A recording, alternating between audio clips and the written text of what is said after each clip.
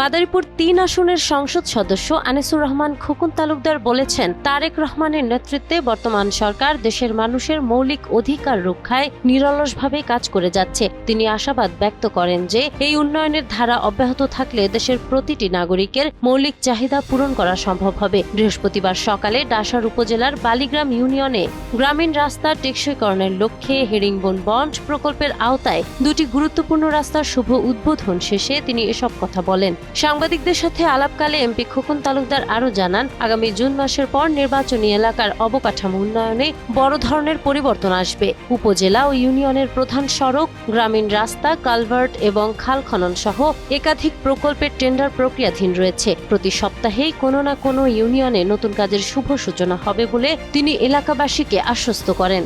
অনুষ্ঠানে ডাসার উপজেলা নির্বাহী অফিসার জাকিয়া সুলতানা, উপজেলা প্রকল্প বাস্তবায়ন কর্মকর্তা হাফিজুর রহমান এবং ডাসার থানার ভারপ্রাপ্ত কর্মকর্তা মাহমুদ হাসান সহ স্থানীয় বিএনপি ও অঙ্গ সংগঠনের নেতৃবৃন্দ উপস্থিত ছিলেন।